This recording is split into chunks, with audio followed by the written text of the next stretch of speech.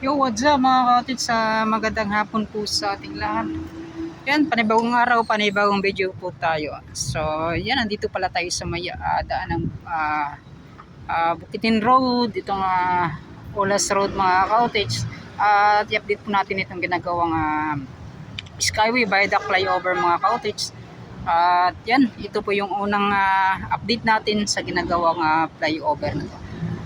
Yan, ngayong taon. So, yan mga ka-cottage. So, bawang lahat, mega shoutout pala sa lahat ng mga supporters natin, solid viewers, solid subscribers, mga OFWs natin dyan, mega shoutout. Yan. So, mga ka-cottage, ito po yung mga yung extension na ginagawa. So, dyan banda. So, dyan po yan sa may Olas Interior ata yung tawag daw dyan mga ka-cottage. Tapos sa unahan na, doon po yung Talomo proper ata yung tawag po ng area. Doon banda hanggang sa may Davao Coastal Road na. So ito mga ka-cottage, maya maya siguro dyan po tayo mag-outro. Yan, tatapusin ko lang po muna dito sa area nito. Yan. So ngayon po araw ng linggo, January 7, 2024. At ito na nga po mga ka-cottage yung kanila ng nagawa na. At ito, may isa na palang yan para sa pagpundasyon nila to mga cottage. At may naumpisahan na rin dito yung mga cottage. So, malapit lang po sa itong traffic light, itong daanan po ng Olas Talomo. Yan mga cottage.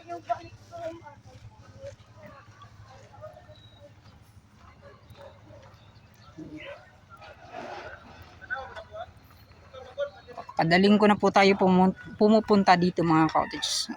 Mas paganda kasi. Yan.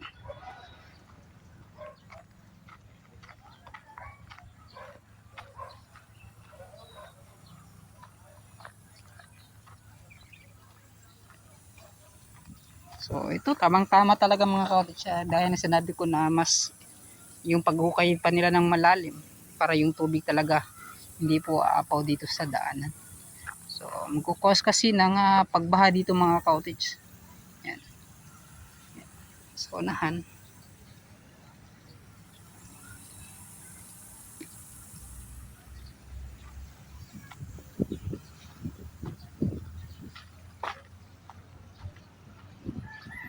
So, yun no.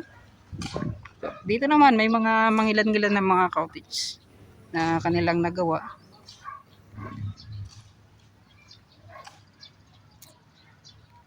So, ito mga cottage, ikakat pa yan nila doon sa ilalim.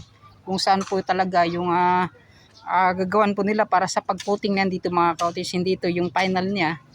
So, lalagyan pa nila parang pa octagon or ano ba yung tawag niyan mga cottage. Yan. Octagon shape sa bawat gilid. Yan. Tapos ito na yung pundasyon. Tapos lalagyan ng puting. Yan. And then poste na. And then tapos coping. So ganun po mga cottage.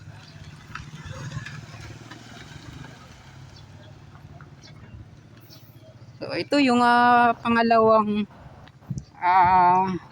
ito pa pier na dito malapit po sa yan sa daanan po itong traffic light.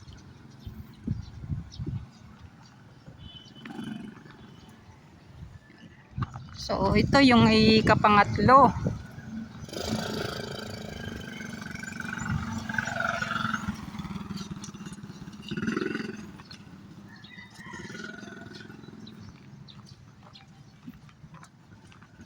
So ito yung sinabi ko mga cottage yung nakalabas. So ayan, ikakat pa po yan nila hanggang ganito kalalim. So ito po yung sinabi ko sa kanyang bawat gilid. Tapos bubuhusan po yan. So, sa kanilang pagpuputing ba yung tawag niya mga cottage Ayan. Tapos gagawan na po yan ng column o itong poste. Ayan.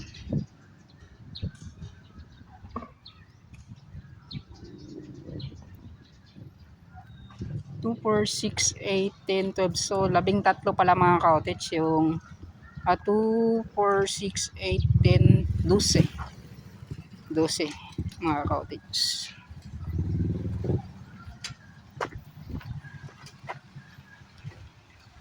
napakatibay niyan kasi napakalalim po ng pagbaon ng mga steel bar na yan.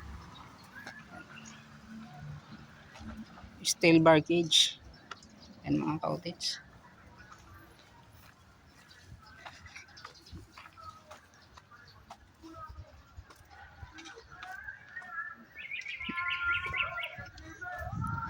So bagong taon pa lang kasi mga ka-outage, yun nga po, wala pang masyadong mga nagbago talaga. So yun ay December 2023, nagsisiuhin kasi yung mga nagtatrabaho dito. Tapos bumalik siguro sila mga 2 or 3. So nakadepende po. Tapos mga ilang araw pa po yung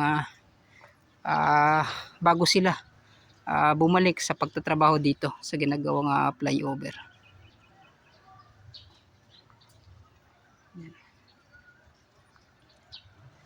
So dito naman sa ikapang-apat na ating naipakita mga ka-outage, yung na po nga po yung napakalaking mga bakal.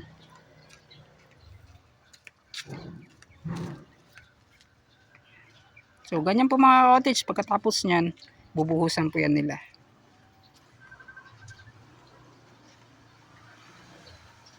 Yun.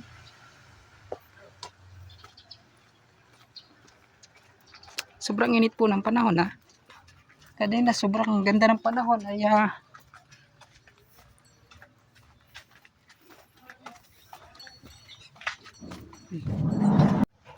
yan mga ka-outage, may nagkuhan siguro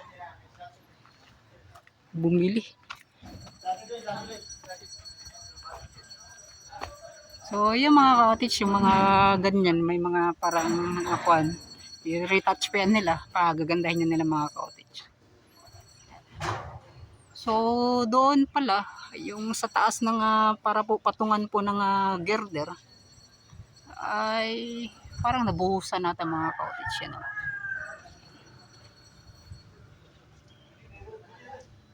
So sana nga po mga ka-outage, yung mga natitirang paggawa nila ng pundasyon dito, mga iba pang pier na hindi pa nagawa, sana ngayong taon po ay matapos na,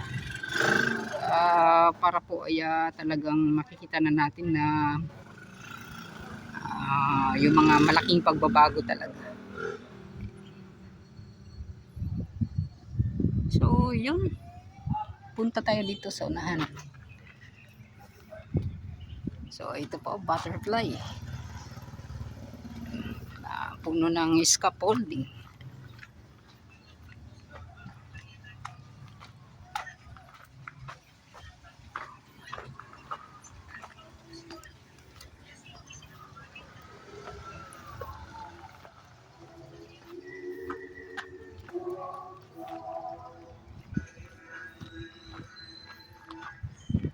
Ano,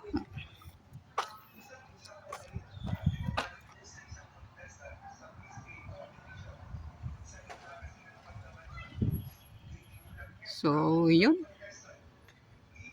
parang hindi pa ata nila nakan mga ka-outage, no? Yung bumalik tayo dito, parang pag-update natin ay yung isang dito mga ka-outage, yung sa isang hulmaan niya, hindi to na parang naayos siya ngayon, parang hindi rin mga ka-outage, no? So siguro sa pagbalik natin yan, siguro may mga forma talaga ng hulmaan na, at dito sa kabila may mga steel bar na pong nakalagay mga ka-outage. Yan.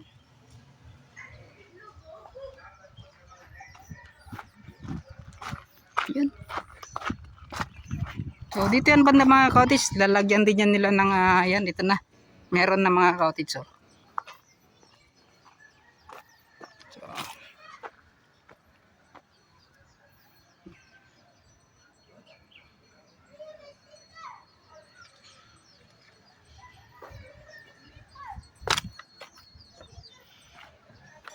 hingi daw sila ng sticker. Wala ko sticker daw. Bako kapabuhat lagi. Minus kayong panagat. Yan.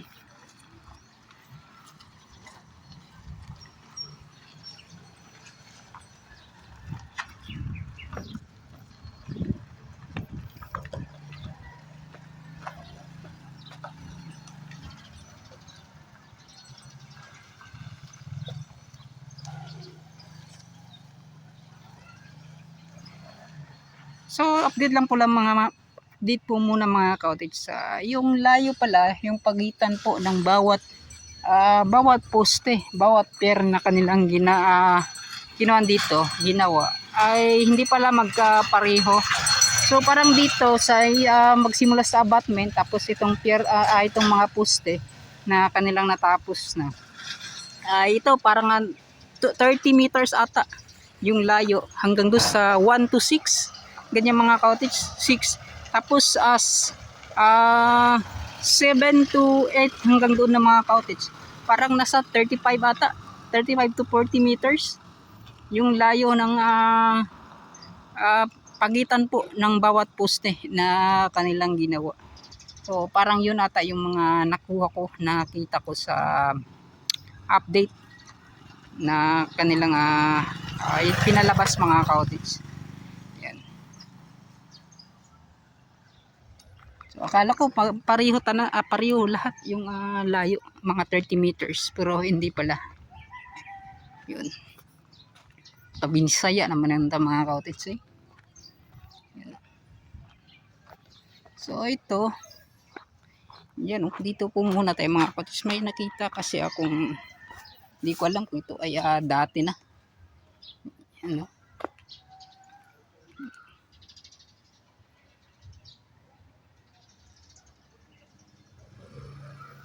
Yan. So may ginawa silang ganito dito mga cottage. So parang old na ata to. Yan. So habang tumatagal mga cottage, kapag ito po ay natapos na, so sigurado dito naman po yung kanilang gagawin, tatrabahuin.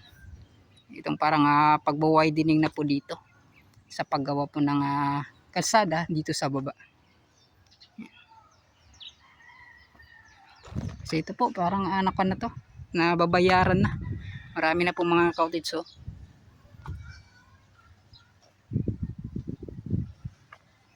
diba parang wala nang mga katao mga cottage. Yun.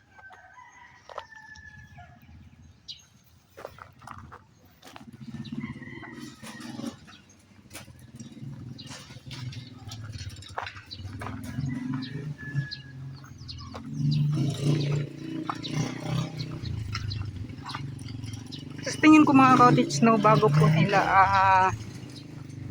nila ilalatag yung girder, ay lalagyan po muna nila ng first footing or unang paglagay po ng pintura dito. Parang ganun.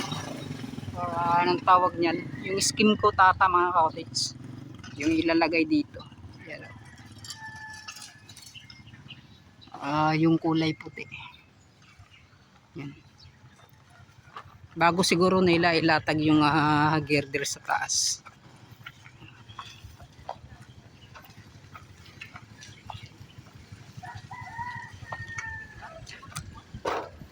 Yan. Bus.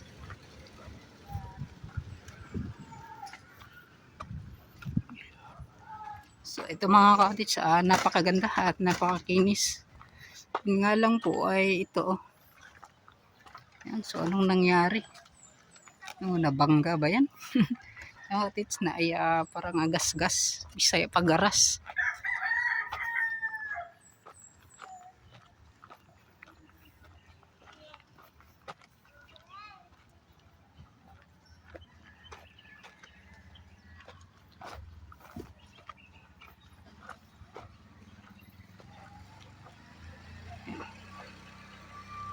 Maganda talaga tingnan kapag yun po ay kanila napipinish yung mga cottage.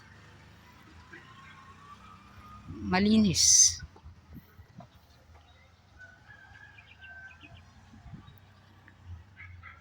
So ito na po yung ikapangalawa. Tapos ito yung pinakauna dito malapit sa abutment.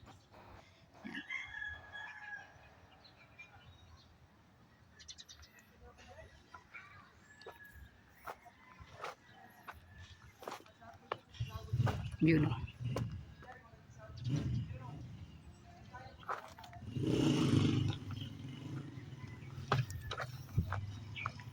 Pwede kaya tayo dyan makaakyat mga cottage, no? Dyan sa may taas ng abutment.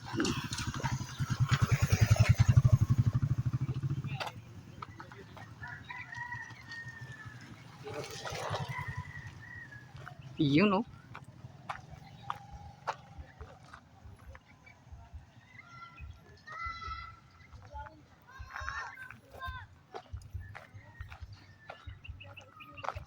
Yung mga girder.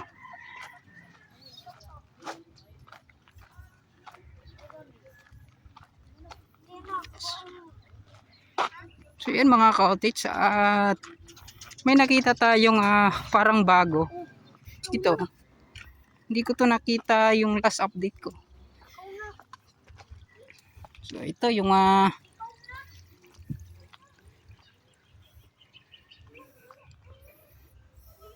sa sidewalk. Dito kasi nilagay yung mga pipes mga ka-outage. Papunta po doon. Yan. May para dyan sa yung drainage na box culvert dyan sa baba mga ka-outage. So i-update din natin yan pagkatapos dito. So it means mga ka-outage, parang dito banda kung may quad, so parang hindi na po mag road widening siguro no dito banda. Kasi yun nga po, kung lalagyan po yan dito, so maliit na po yung daanan, yung espasyo kung liliko dito. Yan. Parang mag one lane na lang po. Kasi ito po. So yan, hintayin na lang natin mga ka-outage kung ano pa yung proyekto na kanilang gagawin dito po sa baba, dito sa kalsada niya mga ka-outage. Ito, ano? Bagong-bago to mga ka-outage. So yun, girder na ganun pa rin mga ka-outage na nandito. Siguro hinihintay na lang mga ka-outage. Dati hindi pa ito madaanan. Ngayon po ay madaanan na po mga ka-outage. So yun, update lang po tayo dito sa taas. Dito sa Olas, daan ng Bukid, daan ng Davao Bukidnon Road. So pupunta na po tayo doon sa baba, doon sa may Olas Interior, yung extension ng mga ka-outage. So yun, let's go. So yun mga ka-outage, at balik na tayo, pupunta na tayo doon sa baba, sa Olas Interior, yung extension na ginagawang itong Viaduct Olas flyover. Hiningal ako mga ka-outage, sobrang init. Yan. Yun.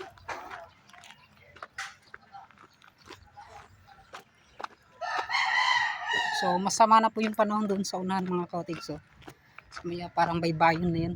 Yun o. Kita nyo. Yun. Punta pa sana ako sa may sa Postal Road. Tawag yan. Sa Talumbo segment. I-update ko ngayong taon. Unang update sa ginagawang first ILM at box girder dito sa Pilipinas. Doon sa may Talomo Olas Major Bridge. Yan. So kita-kits na lang po tayo doon sa baba mga ka-outage. Doon sa may Olas Interior. Let's go. So yung mga ka-outage, so andito na nga tayo sa itong daan na to. Yan sa may Talomo at itong mga ka-outage. Daanan dito sa may Talomo Road. Yan. Punta po yan doon sa may Turid. Yan. So dito naman itong ginagawang flyover. Yan. Dito po Davao Bukidnon, itong Olas Road. Yan. So yun mga ka-outage, so pupunta tayo dyan. Tamang-tama mga ka-outage kasi patapos na tayo yung panahon, no? Sama na po. At yan. So antay lang mga ka-outage, punta tayo dyan kasi mga po ay dadaan pa tayo dito mga ka-outage. Yan. So yan, nagkuhan na pala, nag-go. Nag-go. Pwede na makadaan. Yan.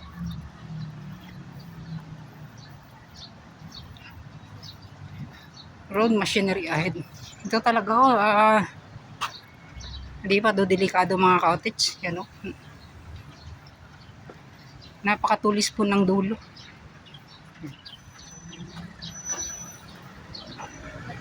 Dito naman banda talaga mga cottage. So, close po nila. Yan. Mas nagkuhan pa sila hanggang dito mga cottage. Yung pag-close nila. Yung paglagay nila ng itong harang. Yan. Kasi nga po, yung paggawa pala ng poste mga cottage, mas malapit dito sa daanan. Yan o, itong mga pundasyon. Yan o. Dito banda, meron isa. So, posible mga cottage dyan banda. Sa unahan na yan, meron pang isa. Yan.